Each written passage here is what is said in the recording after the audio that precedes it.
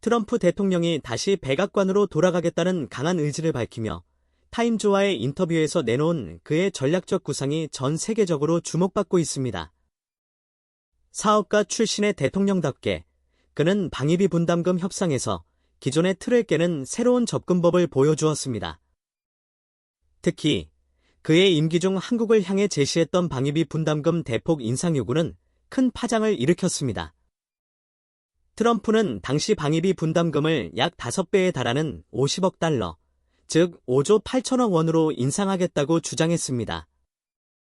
이 수치는 많은 이들에게 충격을 안겨주었고, 한국 내에서는 트럼프가 한국 GDP를 방위비로 가져가려는 것 아니냐는 농담이 퍼지기도 했습니다.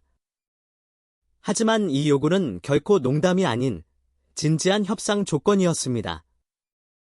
결국 미국은 요구 금액을 13억 달러, 약 1조 5,600억 원 수준으로 낮췄지만 협상은 트럼프 행정부 기간 내내 최종 결론을 내리지 못한 채 끝나고 말았습니다. 이 과정은 그야말로 치열한 정치 드라마를 방불케 했으며 그의 대담한 협상 전략은 여전히 논란의 중심에 서 있습니다. 들어서야 간신히 마무리된 이 협상은 트럼프의 독특한 협상 스타일을 다시금 상기시켜줍니다. 그의 방위비 인상 주장은 단순히 숫자의 문제가 아니었습니다. 평생 사업가로 살아온 트럼프의 시각에서는 동맹도 이익이 되어야 한다는 철학이 깔려 있었습니다. 한국이 방위비를 더 많이 부담해야 한다는 그의 논리는 어찌 보면 자본주의의 연장선에 있는 사고방식입니다. 그렇다면 한국 입장에서는 어떨까요? 당시 많은 이들은 미국이 갑질을 하고 있다고 느꼈지만 또 다른 사람들은 그래도 트럼프가 할 수 있는 말이지라며 그 특유의 직설적 태도를 흥미롭게 바라보기도 했습니다. 그의 이러한 요구는 단순한 협상이 아니라 미국과 동맹국 간의 관계 재정립을 노린 전략이었을도 모릅니다. 다만 문제는 이런 요구가 동맹관계의 신뢰를 얼마나 흔들 수 있는가입니다. 만약 트럼프가 재집권한다면 한국은 또다시 방위비 협상 테이블에서 트럼프식 협상을 마주하게 될 가능성이 큽니다. 그때는 어떤 드라마가 펼쳐질까요? 결국 트럼프의 방위비 협상 요구는 단순한 돈 문제가 아니라 동맹의 가치와 역할을 제고하게 만드는 중요한 질문을 던졌습니다. 앞으로 그가 재집권하게 된다면 우리는 또 한 번 그와의 협상에서 거래의 기술을 체감하게 될지도 모릅니다. 그리고 그 과정에서 트럼프 특유의 유머와 협상 기술이 한국 국민들에게 어떤 감정을 남길지 궁금해지는군요. 현재 한미 양국은 2026년부터 적용돼 주한미군 주둔 비용 중 한국 부담액을 결정하기 위한 새 협상에 돌입한 상태입니다. 지난해 방위비 분담금은 1조 2,896원이었습니다. 이 방위비 분담금을 포함한 직접 지원 총액은 약 2조 1천억 원에 달합니다. 정부가 직접 지출하지 않지만 주한미군 재정 부담을 줄여주는 간접 지원도 존재합니다. 미군의 무상으로 제공된 공여지에 대한 임대료 산정 카투사 인력을 미군 병력으로 대체했을 경우 이국이 부담해야 할 추가 비용, 한국군 훈련장 사격장을 주한미군이 활용함으로써 발생하는 지원비 등이 이에 해당합니다. 다양한 형태의 세금 공과금 감면이나 면제도 제공됩니다. 관세, 내국세, 지방세, 석유 수입, 판매 관련 세금의 면제가 적용되고 도로, 왕만, 공항, 철도 이용료 또한 면제 대상입니다. 수도, 전기가, 사용료, 전화, 통신비 역시 일정 정도 감면 혜택이 주어집니다. 이러한 간접 지원 규모만 해도 약 1조 3천억 원에 이르는 것으로 추산됩니다.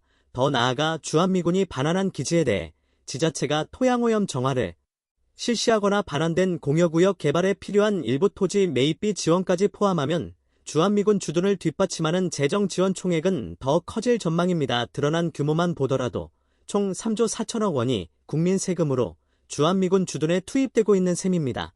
이처럼 한국은 동맹국, 미국의 요구와 주한미군의 안정적 주둔을 고려해 수호파 협정상 의무가 아닌 비용까지 국민 혈세로 감당해 온 것입니다. 그럼에도 트럼프 대통령은 돈을 빌려준 채권자럼 빚을 갚으려 주한미군 철수 또는 감축 가능성을 슬쩍 내비치고 있습니다. 50억 달러 즉 약 6조 8천억 원을 주지 않으면 철수하겠다는 식의 일방적 강요의 셈입니다. 비록 한미 동맹이 미의회 내에서 초당적 지지를 받고 있다고는 하나 트럼프의 이런 선거 구상에 쉽게 화답하는 것 또한 신중히 고려해야 할 문제입니다. 이에 한국 국민들은 단호한 입장을 보이고 있습니다. 그렇게 하겠다면 그냥 가라는 것입니다. 이런 기류는 이미 우리 정치권에서도 감지되고 있습니다. 대외정책 전문가로 꼽히는 국민의힘 윤상현 의원은 최근 인터뷰에서 트럼프 행정부 출범 시 북한 비핵화 대신 핵보유 관리 정책으로 전환할 성이 높다며 제한적 자체 핵무장을 주장했습니다. 즉 북한이 핵을 폐기할 때 우리 역시 제한적으로 보유한 핵을 동시에 폐기하는 형태로 대비하자는 것이라는 설명입니다. 그는 지금부터 국민적 합의를 바탕으로 시기를 놓치지 않고 창의적인 해법을 통해 잠재적 핵 능력을 확보해야 하며 트럼프 재집권 상황에 따른 안보 변화에 철저히 준비해야 한다고 강조했습니다. 트럼프의 한반도 주한미군 철수 언급 이후 미국 내부에서도의 갈립니다. 주한미군의 핵심 임무를 중국 견제로 전환하려면 굳이 한국에 주둔할 필요가 없다는 견해와 미군 철수 뒤 동북아 재배치 막대한 초기 희생을 감내해야 한다는 반대 논리가 충돌하는 형편입니다. 이러한 대립된 견해는 트럼프 집권기 국방부 당국자들 사이에서도 언급되며 주목을 끕니다. 엘브리지 콜비조 미국 방부 부차관보는 북한이라는 미국의 주된 위협이 아닌 상대 때문에 한반도에 미군을 묻고 둘 순 없다고 주장했습니다. 그는 한국이 북한에 대한 자국 방어에 주도적 책임을 져야 하며 이국은 북한과 동시에 중국과도 싸울 준비가 돼 있지 않다고 설명했습니다. 요컨대 그의 주장은 한국이 미국 의존도를 낮추면서 북한의 재래식 위협에 대응하고 미국은 중국이라는 최대 위협을 겨냥한 힘을 비축하다 중국이 한반도에 개입할 때에만 한국을 도와야 한다는 의미입니다. 그는 미국의 군사력이 한꺼번에 여러 대규 후 전쟁을 수행할 만큼 강력하지 않다면서 한반도 유사시 대규모로 이군 증원을 상정한 현재 한미 작전 계획을 수정할 필요가 있다고 주장했습니다. 그는 이러한 변화가 중국과 북한의 군사력 성장과 미군의 상대적 약세라는 현실 속에서 불가피한 선택이라며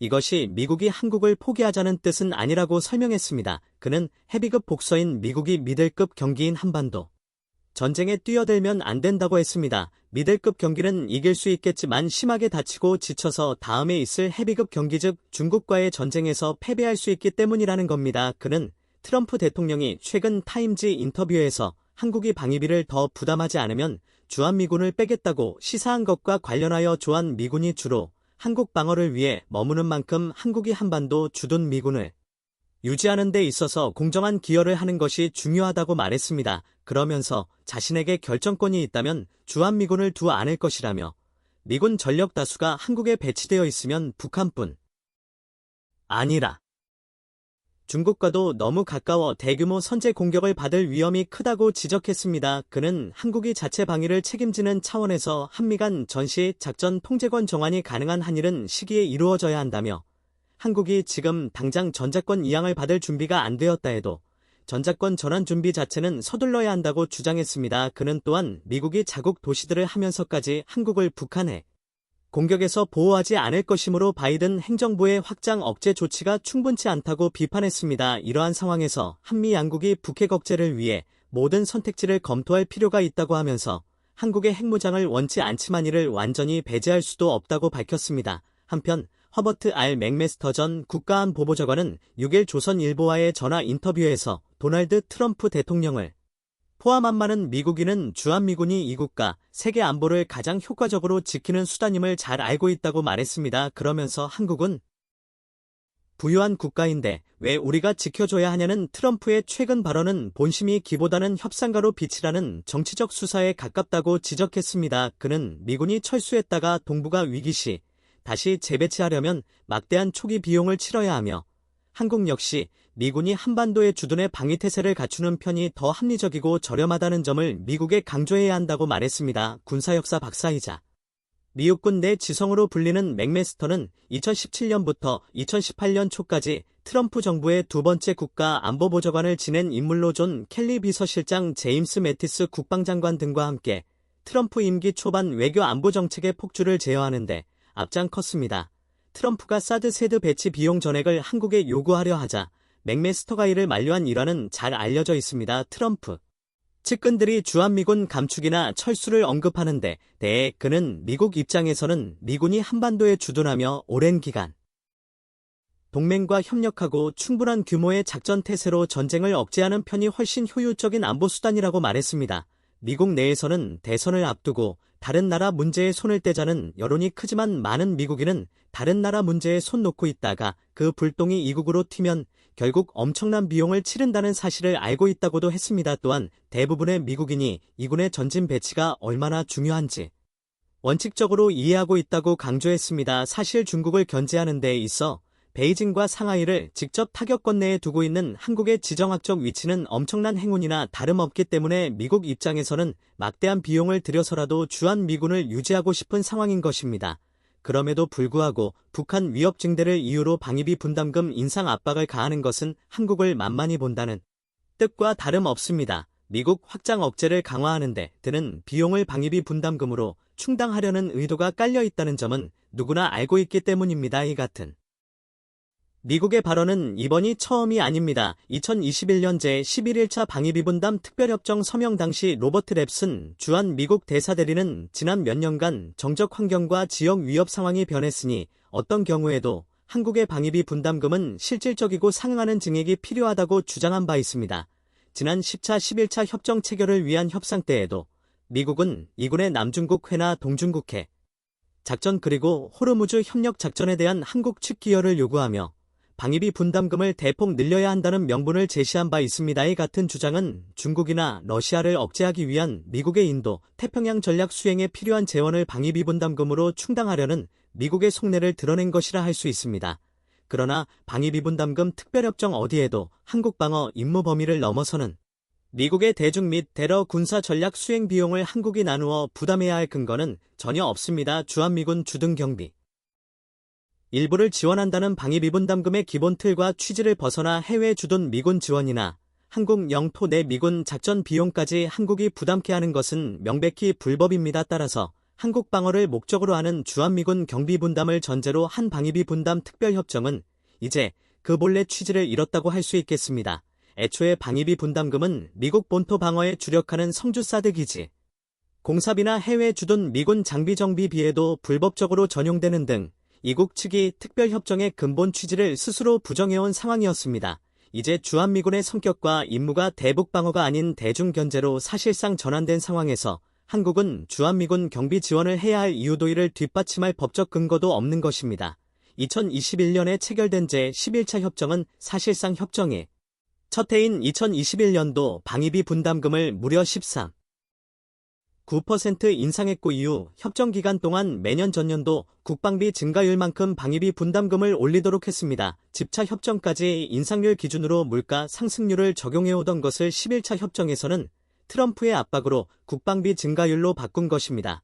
2021년도 방위비 분담금 인상에 적용된 전년도 물가 상승률이 0.5%의 반면 국방비 증가율은 7.4% 있으니 기준 변경으로 인한 추가 인상분은 무려 717억 원에 달합니다.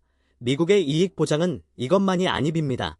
당시 정부는 2020년도 방위비 분담금이 1조 389억 원에서 동결했다고 발표했습니다. 그러나 이 1조 389억 원에는 11차 협정 체결 전 선집행된 군사권 설비 36억 원과 군수지원비 1,100억 원이 포함되지 않았습니다. 군사권 설비와 군수지원비도 엄연히 2020년도 국방 예산에서 집행된 것이므로 실제로는 2020년도 방위비 분담금이 동결이 아니라 1조 4,696억 원 즉 41.5% 인상된 것과 마찬가지인 셈입니다. 미국의 호구 신세를 면하려면 방위비 분담 특별협정의 근간이 되는 한미소퍼 협정을 다시 정비하고 구체적 항목들을 삽입해 재구축해야 할 것입니다. 또한 한국은 안보 협력 체제를 답변하다 중화하여 보다 유연한 전략 환경을 마련해야 할 것입니다. 트럼프를 통해 해커를 얻은 뒤 한국이 자체 핵무장을 이루어 전자권을 회수하고 자주 국방을 시연하는 방안도 검토할 수 있습니다. 복잡한 국제정세 속에서 더욱 강력해진 한국이 중심축 역할을 수행할 수 있기를 기대해봅니다. 핵무장 허용을 조건으로 주한미군 철수 한국에는 이미 4,000개 넘는 핵무기가 존재한다. 지금으로부터 4개월 전 한국을 경악시킨 한 가지 충격적인 소식이 전해졌습니다. 뉴욕 타임스는 익명을 요구한 미국 정부 관계자들의 발언을 인용 북한이 몇 달 안에 한국에 치명적인 공격을 가할 가능성이 있고 한반도의 상황이 1950년대 이후 가장 위험하다는 전망을 내놓은 것인데요. 지난 몇십 년간 크고 작은 북한의 도발은 계속 있어왔기 때문에 대수롭지 않게 여기던 많은 이들은 경악했고 공교롭게도 비슷한 시기에 터진 북한의 미사일 발사 소식은 불안감을 가중시켰습니다. 미국 관계자들의 경고는 여기서 그치지 않았습니다. 남한을 무력으로 점령하겠다는 김정은의 최근 발언은 결코 허풍이 아니며 북한의 이달은 미사일 시험 발사는 한국을 압박해온 기존의 패턴을 뛰어넘는 수준이다. 다만 2010년 연평도 포격 당시 한국이 반격하기 했지만 상황이 조기 종료된 사례를 들어 전면전이 임박했다는 신호는 없다고 안심시키면서 김정은은 자신이 일정 수준의 긴장 행위는 통제할 수 있다고 생각하는 게 문제라고 경고했습니다. 그도 그럴 것이 최근 북한은 다량의 포탄과 미사일을 러시아에 공급하고 있는데 일반적으로 전쟁을 안 모든 국가들이 전쟁 물자를 비축한다 걸 감안하면 도발을 하되 단기에 그칠 것이고 적어도 장기전 계획이 없음은 분명해 보였습니다. 무엇보다 1950년대와 비교도 안 될 만큼 막강해진 한국의 군사력과 과학기술 게다가 인공위성으로 북한의 움직임을 실시간으로 지켜볼 수 있는 상황상 북한이 전쟁을 일으킨다는 건 말 그대로 자살행위나 다름없었죠. 그런데 미국 대선이 반년 앞으로 다가온 지금 트럼프의 한마디가 모든 상황을 바꿔버렸다. 트럼프의 최측근이자 외교안보 문화에서 중대 역할을 맡을 것으로 거론되는 엘브리지 콜비 전 미국 국방부 부차관보는 인터뷰를 통해 미국의 주된 문제가 아닌 북한을 처리하기 위해 더 이상 미군을 인질로 붙잡아 둬서는 안 된다고 폭탄 발언을 날리면서도 한국은 북한을 상대로 자국을 방어하는 데 있어서 압도적인 책임을 져야 한다이는 향후 벌어질 양안 전쟁에 대비해 미군이 북한까지 커버할 군사력을 갖고 있지 않기 때문이라며 미국의 상대가 중국임을 근거로 주한미군 철수의 당위성을 제시했습니다. 덧붙여 자신에게 결정 권한이 있다면 절대 주한 미군을 두지 않을 것이고 이는 미군 전력 다수가 한국의 주둔 날시 북한뿐만 아니라 중국과도 너무 가깝기 때문에 엄청난 선제 공격을 당할 수 있음을 언급하기 아지하는데요. 문제는 그 다음 발언이었습니다. 주한미군은 점차 중국을 지향하되 북중 연합 공격이 있을 때만 한반도를 방어하는 성격이 돼야 한다. 한국은 미국의 재래식 전력 지원에 대한 기대를 줄이고 직접 한반도를 방어해야 한다는 등 양만 전쟁이 벌어지면 한국도 위험할 수 있다이는 정말이지 섬뜩한 발언이 아닐 수 없었습니다. 당장 3년 전 미군이 철수했던 아프가니스탄에서 어떤 일이 벌어졌는지 짚고 넘어가겠습니다. 당시 미국은 아프가니스탄 전쟁을 이어가 봤자 끝이 보이지 않는다는 것을 마치 못해 인정하게 됐으며 더 이상 민주주의를 전파할 수 있는 가망이 없다고 판단 아프가니스탄이 쉽게 점령될 수 있음을 인지하고 있으면서도 다른 지역 방어에 더욱 집중해야 한다는 명분으로 2021년 무기를 버려가면서까지 긴급 철수를 해버리는데요. 이미 붕괴되어 가던 아프가니스탄군은 미군이 7월 바그람 기지를 내주고 탈출하자마자 탈레반 공세의 모든 지역을 순식간에 내주고 철수를 서둘렀으나 트루 아프간이 항복 후 망명하면서 완전히 붕괴되고 말았습니다. 한국은 지정학적 중요성 때문에 아프가니스탄과 다르지 않냐고 반문하실 수 있지만 문제는 대규모 미군 철수가 단지 중동에서 국한되지 않고 있다는 게 문제였습니다. 최근 미군은 아프리카 차드와 제르 등에서도 대규모 병력을 철군 중에 있는 데 또한 미국이 중장기적으로 중국 견제를 위해 약 20만 명에 이르는 해외 파견군 인도 태평양 등지로의 재배치를 검토하고 있기 때문인데요. 충격적인 건 미군이 비아프리카 국가들은 러시아군에 의해 빠르게 점령되고 있으며 이 상황을 두고 군사학자 1975년 공산주의의 승리로 끝났던 베트남전이 전 세계 무대에서 벌어지고 있는 게 아니냐는 등 극도의 우려를 표하기도 했습니다. 다시 한반도 상황으로 넘어와서 당시 콜비 부차관보는 워낙 워딩이 강했던 터라 뒤늦게 이러한 구상이 미국이 한국을 포기하려는 건 아니라고 둘러댔지만 국제정 세상 미국이 진정으로 원하는 게 무엇인지는 대략적으로 간파할 수 있었는데요. 일각에선 주한미군 철수가 방위비를 더 올려받기 위한 협박카드라고 주장하지만 칠상 세계 정세를 고려했을 시 오히려 방위비 협상이 미끼일 뿐 미국은 세계 경찰로서의 역할을 포기하고 있다. 다만 최근 중국과 러시아의 비호 아래 군사적으로 급속히 성장 중인 북한의 상황을 고려하여 콜비 전 부차관보는 한국에 한 가지 선택지를 주는데요. 지금껏 한국의 핵무장은 동아시아의 평화를 위해 철저히 금지됐으나 앞으로는 독자적인 전자권 수행할 수 있을 뿐만 아니라 핵무장을 고려한 모든 카드를 테이블 위에 올려놓을 수 있다는 것. 하지만 미국은 모르고 있었습니다. 한국의 핵봉인 해제가 얼마나 빠르게 진행될 수 있는지 그리고 그 여파가 세계 정세에 얼마나 큰 쓰나미를 일으킬지 말이죠. 퍼거슨 보고서에 적혀있는 한국의 핵무장 시나리오 N 기술적 정치적으로 미칠 영향에 대해 자세히 적혀 있었는데 그 내용을 간단히 축약해보면 다음과 같습니다. 한국이 핵무기를 만들려면 핵무력 물질과 핵폭탄 설계 능력 그리고 운반 수단을 갖추어야 하는데 월성에 있는 사기의 중수로는 핵폭탄 제조 물질을 생산하는데 필요한 99% 적합도를 갖추고 있습니다. 이는 지금 당장 월성에 저장된 사용 회견을 재처리할 시 대략 26,000kg 육박하는 실제 무기화 가능한 플루토늄을 얻을 수 있다는 결론에 도달하는데 충격적이게도 이 정도의 양이면 무려 4,330 핵폭탄을 뚝딱 만들어낼 수 있는 수준이며 추가적으로 매년 416개의 핵폭탄을 만들 수 있는 2,500kg 상당의 무기급 플루토늄을 공급받는 것도 이론적으로 가능하다는 얘기가 되겠습니다. 뿐만 아니라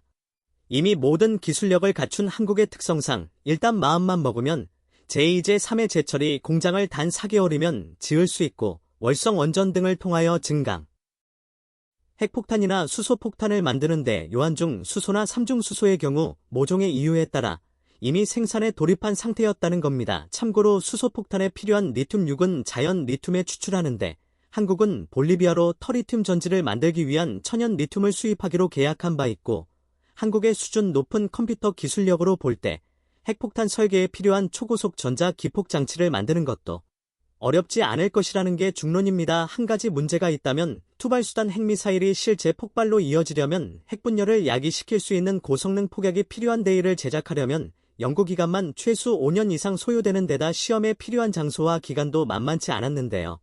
국은 아마도 바로 이 부분 때문에 한국의 핵무장이 불가능하다고 판단하여 승인한 모양이지만 그들이 알지 못했던 한국의 군수 기업이 있었으니 바로 한화그룹이었습니다. 하와그룹 관계자에 따르면 핵분열탄과 수소폭탄을 만들기 위해 실험까지 할 필요가 없다고 밝힌 바 있으며 굳이 실험을 해야 하는 상황이 온다면 이는 한국이 핵보유국임을 과시할 필요가 있을 때라고 주장하기도 했는데요. 실제로 당장 활용 가능한 현무미사일을 조금만 개량하면 핵탄두 장착이 가능하고 이외에도 장거리 투사를 위한 중거리 탄도, 미사일 및 잠수함 발사탄도, 미사일 원자력 잠수함의 도입 여부도 함께 논의된다면 투발수단은 더 이상 아무런 문제가 되지 않습니다. 결론적으로 한국은 핵폭탄을 제조하는데 아무리 길어도 2년이면 100개 제조가 가능하며 지난 21년 한미 미사일 사거리 지침이 해제된 데다 SLBM 시험까지 성공한 상황을 고려할 시 하루아침에 전 세계 최상위권 수준의 핵보유국이 되는 소름돋는 상황이 펼쳐질 수 있습니다. 이를 잘 알고 있던 중국과 일본 등이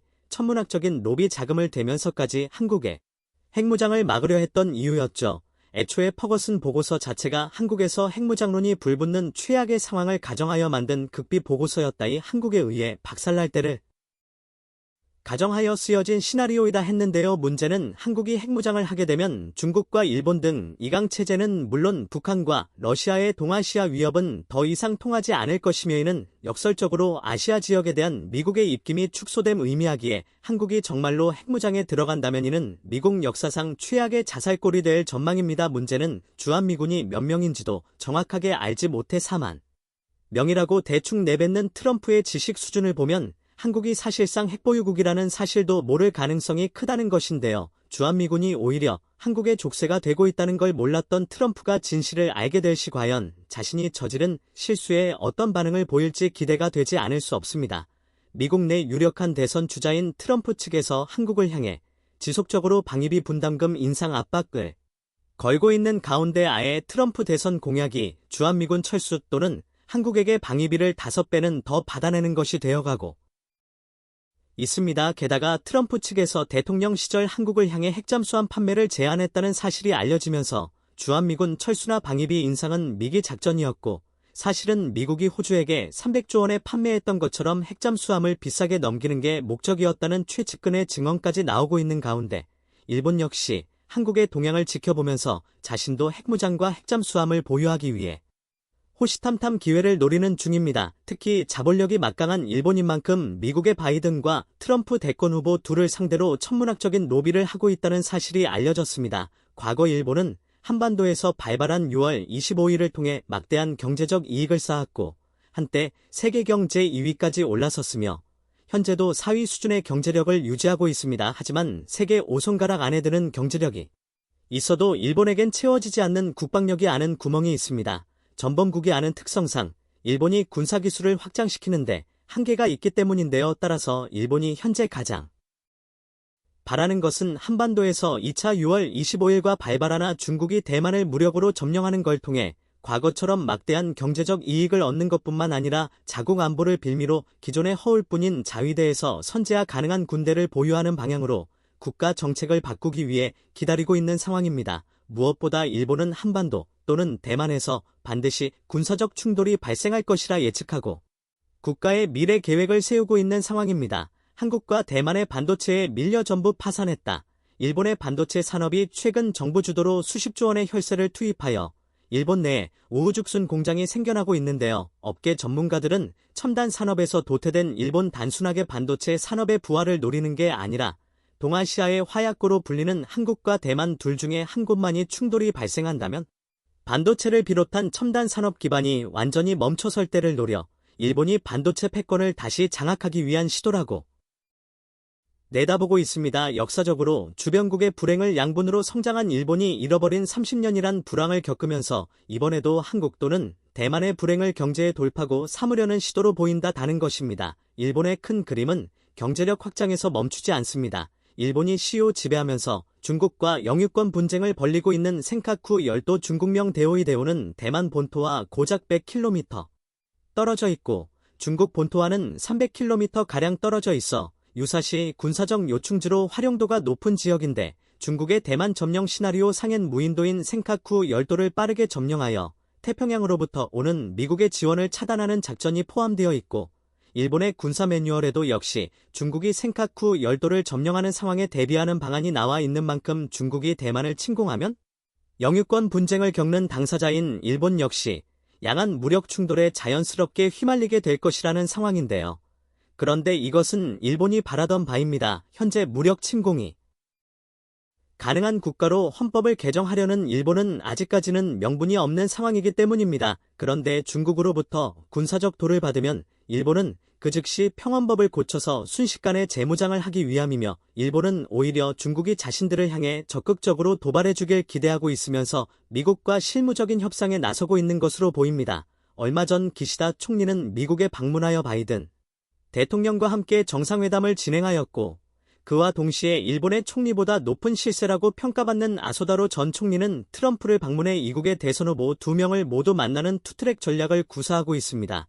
특히 일본이 트럼프 측에게 막대한 로비를 하면서 한국에서 주한미군이 철수하는 조건으로 핵무장이 핵잠수함이 허용될 것이라는 소식이 들리는데 일본 역시 그렇게 하게 달라는 요청을 했지만 트럼프의 반응은 굉장히 냉정하다 못해 절대로 불가능하다는 의사를 밝혔습니다. 트럼프가 급진적인 주장을 많이 해서 적당히 로비하고 분위기 좀 맞춰주면 일본은 원하는 것을 얻어낼 줄 알았지만 생각보다 트럼프는 사리분별이 명확한 사람이었던 것이 드러났습니다.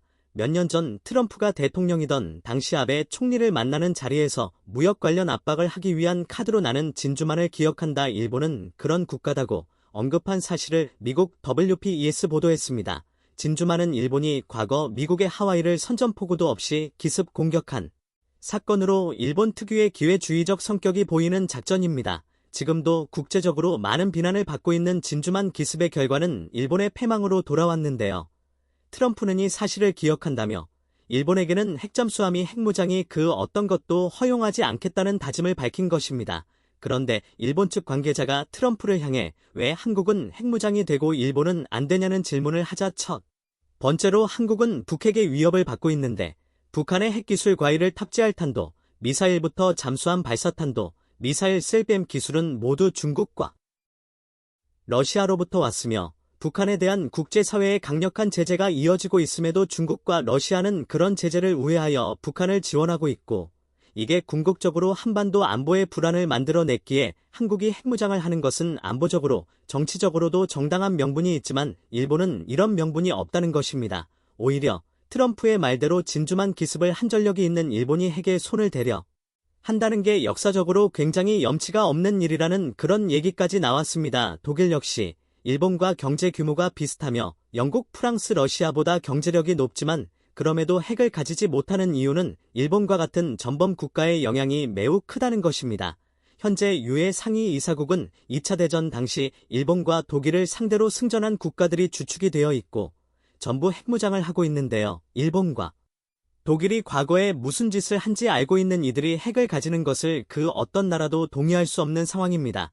이번 일로 별 생각이 없어 보이는 트럼프 일본 대한 명확한 생각과 가치관이 상당히 제대로 자리 잡고 있는 것으로 보이는 데오이어서 트럼프는 일본의 요구사항을 거절한 것은 물론 일본의 산업계를 정면 비판하고 나섰습니다. 토요타 자동차는 미국 내 점유율 1위지만 오직 일본에서만 생산하고 미국에 수출하여 미국의 제조업 일자리를 가져가고 있다며 본에 대해 무역 압박을 시작한 것인데요. 한국의 현대기아 자동차는 글로벌 차량 판매사이면서 미국의 공장도 짓고 차세대 전기차 공장과 배터리 공장 등 이국에서 많은 경제적 이익을 거두는 만큼 미국의 투자에 일자리를 늘리며 상부상조하고 있는데 일본의 자동차는 100% 일본에서 생산해 미국으로 수출하는 점을 꼬집은 것입니다. 그동안 트럼프에게 많은 로비를 하면서 자신들의 뜻대로 통제할 수 있을 줄 알았던 모는 크게 비상이 걸린 상황입니다. 트럼프가 당선이 되면 한국의 국방력이 비대하게 커지는 것은 물론이고 일본 산업은 오히려 무역 관련 불이익을 받게 될 수 있다는 위기감이 나오고 있습니다. 이어서 일본이 생각하는 한국과 북한 대만과 중국의 군사적 충돌로부터 경제적 이익을 얻으려던 기회는 한국이 핵잠수함이나 핵기술을 보유하게 됨으로써 압도적인 억지력이 발생해 동북아시아의 평화가 지속될 수 있다는 것인데요. 주변국의 불행은 먹고 자란 일본에게는 굉장히 불행한 소식을 넘어서 발등에 불똥이 떨어진 상황이 되었습니다. 한국의 경우는 전통적으로 포병 기반의 육군이 강하고 섬나라인 일본의 특성상 비교적 해군이 강한 편인데 한국이 핵무장을 하거나 핵잠수함을 확보하는 등 둘 중에 단 한 가지 옵션이라도 가지게 되면 일본과의 군사력은 비대칭적이고 큰 폭으로 벌어진다는 것입니다. 트럼프에게 로비를 많이 하는 만큼 자국에게 이득이 되어 돌아올 줄 알았던 일본이 트럼프가 자신들의 요구를 들어주지 않을 것으로 보이자 재빠르게 반대편 진영인 바이든 쪽으로 확실하게 붙는 움직임이 나오고 있습니다. 그런데 현재 미국의 여론조사 결과 바이든의 재선을 지지하는 여론은 30% 내외고 트럼프의 재선을 지지하는 여론은 55%가량 되는 것으로 나왔습니다. 물론 끝까지 가봐야 알겠지만 일본은 현재 30% 수준의 바이든 재선 확률에 걸고 있는데 놀랍게도 바이든 대통령마저 일본에게 호의적이지 않은 것으로 보이는 상황입니다. 얼마 전 바이든 대통령은 일본의 하와이 진주만 공습 83주기에 참석해 목숨을 바친 애국자들을 기리고 나라를 지킨 모든 이들의 용맹을 기념한다고 밝혔습니다. 이어서 지금은 비록 동맹 관계이지만 과거의 일본의 행동을 결코 잊어서는 안 될 것이라며 일본이 감추고 싶은 부분을 콕 집어내는 발언을 했습니다. 이어서 가장 위대한 미국의 세대들에게 감사의 마음을 전한다고 밝히면 세계가 어지럽고 어두운 순간 밝은 곳으로 안내했고 과거의 적을 동맹으로 변화시키는 국제 시스템의 기초를 쌓았다고 말했습니다. 이어서 진주만 당시의 영웅들이 시간이 지날수록 점점 줄어들고 있지만 그들의 영웅적 행동은 시간이 지날수록 더욱 찬란하게 빛날 것이라며 연설을 마쳤는데요. 일본은 바이든을 트럼프의 돌파구 삼고 있지만 바이든 역시 일본에 대한 인식은 트럼프와 크게 다르지 않은 것으로 보입니다. 일반적으로 고령의 미국인일수록 과거의 경험이 생각보다 강하게 남아서 일본에게 우호적인 태도가 나오지 않고 있는 것으로 보입니다. 19세기 미국의 남북전쟁 당시 포병은 전쟁의 왕이라는 말이 처음으로 나왔었고 이후 두 번의 세계대전을 거치며 포병은 전쟁의 신이 되었습니다. 더 크고 더 많은 화포를 통한 압도적인 화력 지원은 승리로 향하는 가장 쉬운 방정 시기는 100여 년 가까이 지난 오늘날에도 변하지 않았습니다.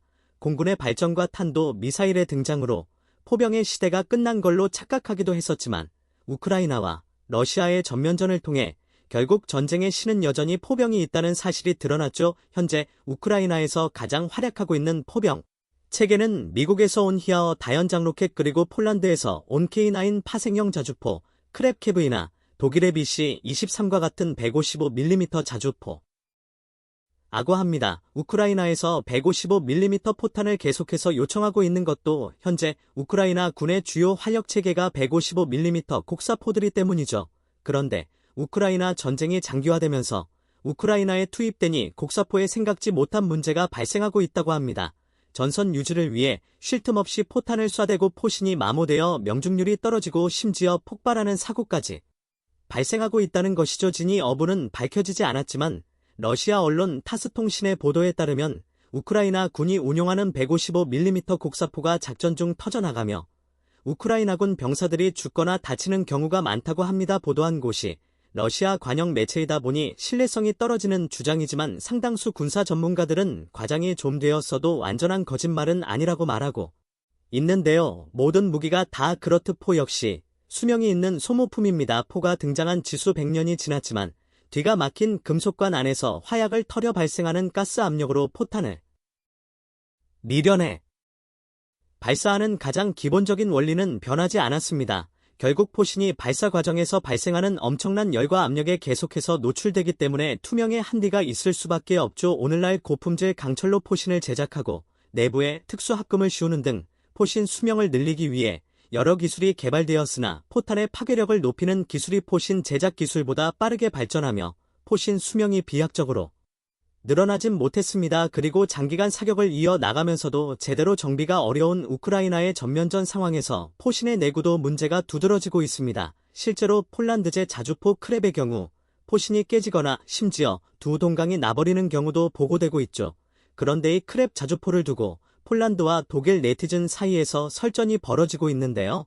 크랩 자주포의 포신이 따지고 보면 독일제이기 때문이죠. 크랩 자주포는 폴란드에서 만들었다고 하지만 K9의 차체와 영국 에즈 90 자주포의 포탑 포신은 독일 라인메탈사의 52구 경장 포신을 라이센스 생산해 폴란드에서 조립했을 뿐인 자주포입니다. 그렇기에 폴란드 네티즌들은 이번 포신 폭발의 원인이 독일의 포신 설계 자체에 있다고 주장하고 있고 독일 네티즌들은 폴란드에서 제대로 만들지 못했기 때문이라고 반박하고 있습니다.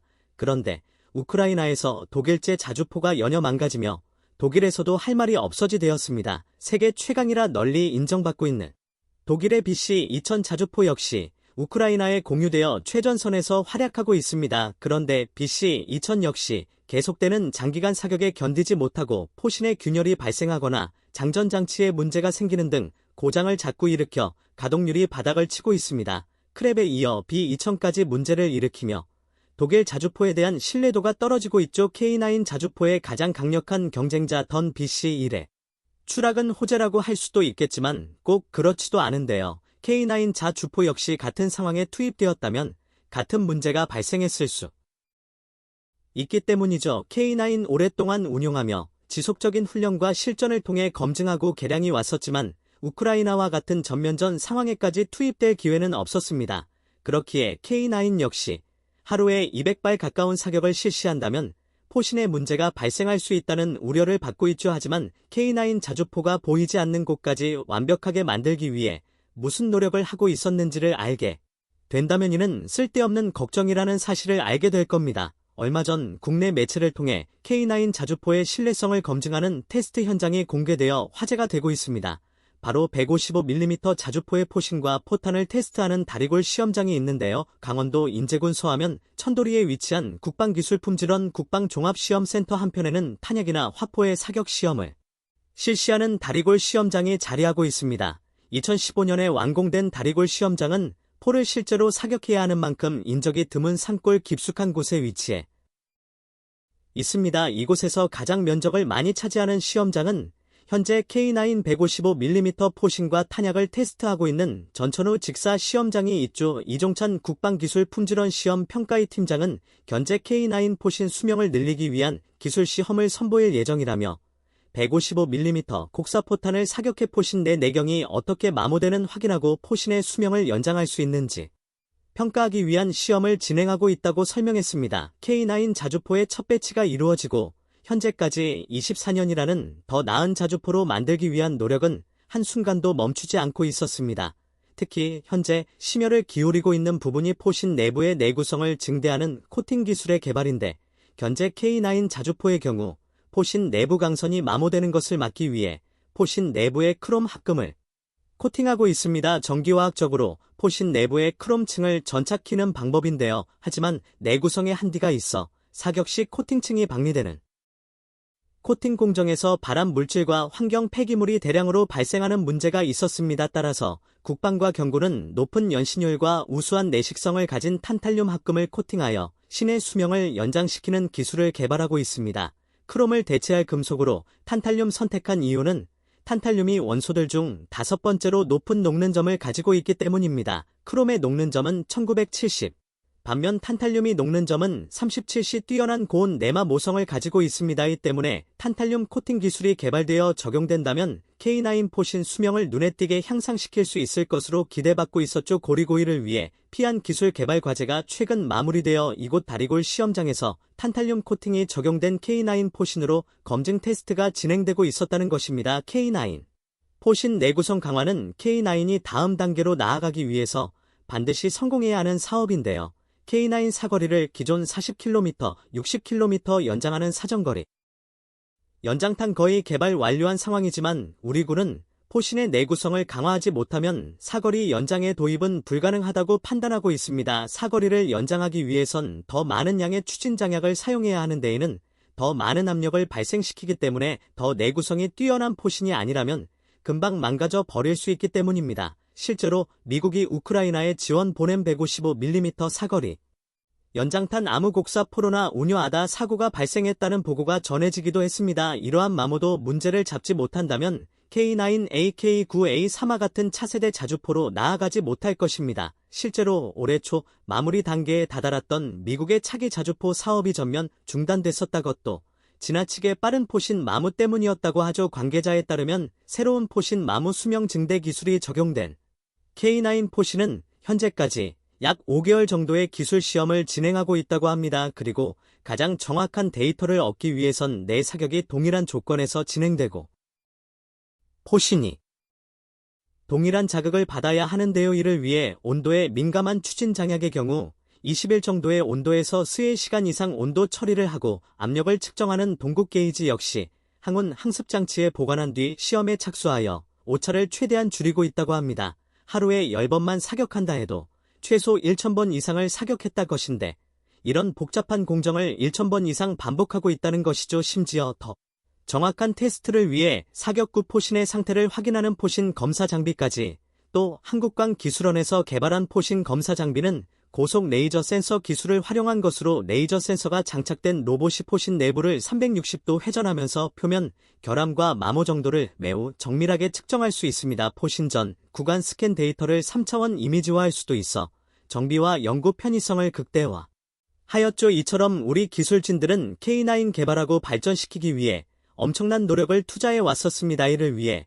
말 그대로 생명을 불태웠는데요. 국방과 연구소 본부장을 역임했던 고구 김동수 박사는 K9 개발을 위해 10년 동안 온 힘을 쏟았고 사거리와 발사속도, 기동성, 생존성, 탄약적 재량 사격 후 진지전환 등 자주포 개발의 난제였던 과제들을 모두 해결하고 세계적인 명품 자주포를 탄생시켰습니다. 김동수 박사는 K9 자주포의 아버지 할 수 있는 인물로 심지어 구을 개발하는 과정에서 청력을 잃기까지 했었는데요. K9 자주포가 발사될 때의 소음은 일반 소총을 사격하는 소음과는 비교도 할 수 없을 만큼 큰데 개발 과정에서 이러한 소음에 지속적으로 노출되다 보니 청력을 거의 상실된 것입니다. 당시 동료 직원들의 회고에 따르면 청력이 약해진 탓에 자신의 말도 잘 들리지 않아 평소에도 소리치듯이 말했었다고 합니다. 하지만 그럼에도 열악했던 한국 군사기술을 발전시키기 위해 휴도 반납해가며 연구개발에 매진했었고 결국 2009년 55세의 젊은 나이로 과로로 순직하고 말았습니다. 대한민국을 지키던 큰 별이 진 안타까운 순간이었죠. 하지만 스스로 국가를 지켜내기 위한 힘을 만들어 내고자 했던 김 본부장의 유지는 오늘날까지 이어져 지금 이 순간에도 수많은 방산 역군들이 조금이라도 더 나은 강력한 무기를 만들기 위해 잠자는 시간까지 아껴가며 연구개발에 매진하고 있습니다. 우크라이나 전쟁의 교훈과 나날이 발전하는 대한민국의 방산기술이 적용된 K9이 진정한 세계의 최강의 자주포가 될 수 있기를 기원해봅니다. 세계적인 베스트셀러인 K9 자주포가 폭발적인 인기를 얻으며 독보적인 지위를 이어가고 있습니다. 특히나 얼마 전 유럽에서 K9 개량형 모델의 실사격 및 실전 기동 현장이 공개되며 전 세계 방산업계를 다시 깜짝 놀라게 만들었는데요. 더구나 최근 유럽에서 K9 자주포를 더 많은 곳에서 원하고 있어 이제 유럽 시장을 완전히 장악했다느니 이야기가 나오는 등 북미 진출만 남았다는 평가가 나옵니다. 반면에 앞서 구을 배신한 영국이 독일에 크게 뒤통수를 맞으며 자신들의 선택을 땅을 치고 후회하고 있다는데 자세히 알아보겠습니다. 한국산 무기 체계에 흠뻑 빠진 루마니아가 조만간 K9 자주포 도입 계약을 끝마칠 것으로 보이면서 이목이 쏠리고 있습니다. 방산업계에 따르면 루마니아의 자주포 도입 사업에서 구온 독일과 튀르키를 제치고 수주 가능성이 높은 상황으로 최종 결과 발표만 기다리고 있는 상태입니다. 실제로 지금까지 루마니아 자주포 도입 사업 입찰 경쟁에서 한국만 유일하게 이름이 올라와 있는 상태로 이에 따라 사실상 한화 어로스페이스가 낙점될 가능성이 큽니다. 다시 말해서 루마니아 측에서 자주포 도입 사업을 조아지오쿨맨 8천여 발을 한화에어로 스페이스로 들여올 예정으로 총 규모는 우리 돈으로 약 1조 2,500억 원으로 추산됩니다. 이렇듯 루마니아가 한치의 망설임 없이 K9 도입을 결정한 건 최근 폴란드에서 있었던 나토 최대 규모의 합동 군사훈련에서 드러난 K9의 놀라운 성능 때문인 것으로 보입니다.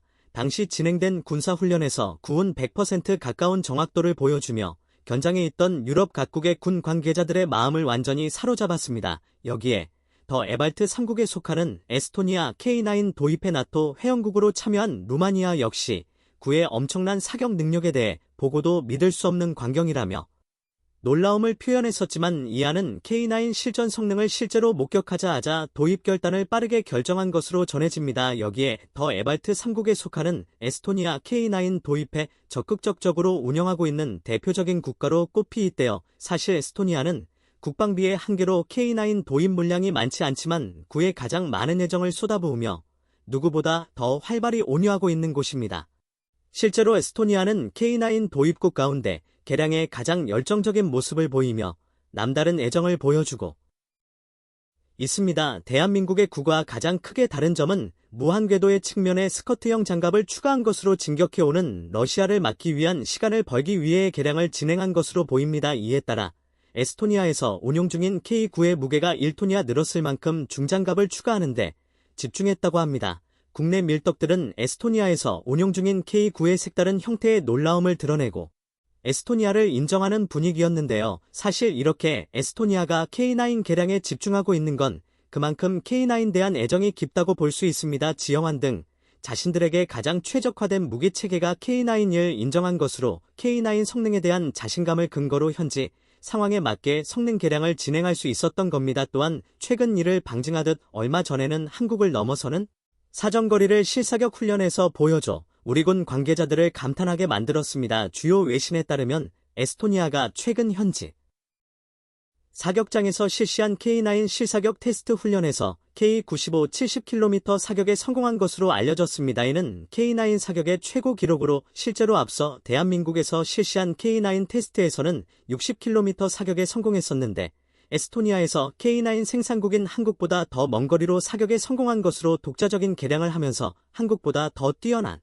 성능을 증명하는 등 현지에서 더 빠르게 전력화에 도달할 수 있었던 것으로 보입니다. 여기에 더해 최근 인도에서 K9 바지라 자주포 백문 추가 도입이 임박한 것으로 알려지며 국내 방산 업계가 들썩이고 있는데요. 반면에 중국에서는 어떻게든 인도의 K9 바지라 자주포가 수출되지 않도록 하기 위해 안간힘을 쓰며 막으려 하고 있는 중입니다. 사실 중국은 인도와 군사적으로 대치 중인 상황으로 무기 도입에 예민할 수밖에 없습니다.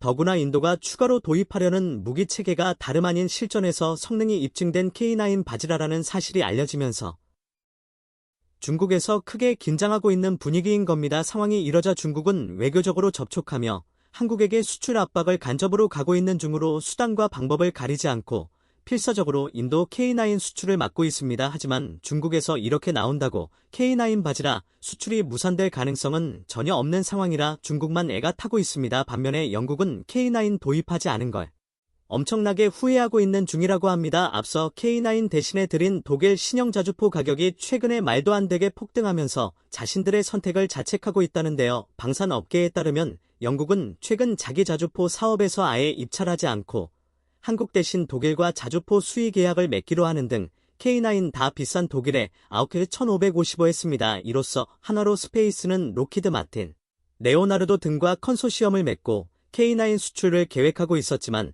견지 사격 평가 등 경쟁 절차도 거쳐보지 못했습니다. 당시 입찰 경쟁에서 K9 자주포가 품질과 가격 제반 능력에서 우위라는 평가를 받았지만 방산 업계에서는 정치적 역학관계에 따라 고배를 마신 것으로 분석했습니다. 작년에 노르웨이가 자기 전차 사업에서 K흑표 전차 대신 독일의 네오파르트 7전차를 구매했던 것과 같은 맥락이라는 겁니다. 그런데 실제로 이번에 중국과 독일은 정상회담 후 자주포 계약을 체결했는데요. 주요 외신에 따르면 정상회담을 통해 양국은 독일 기업들이 영국의 그린 수소 수출 등 재생에너지 생명과학 등 한화로 약 14조 원을 투자하기로 한 것으로 알려졌습니다. 그것도 그럴 것이 K9 추 독일의 i155의 가격과 성능 등을 하나씩 따져보면 정치적인 이유가 있었다고 판단할 수 있는 상황입니다. 대당 가격은 하나 기준 K92 40부터 50억 원인 반.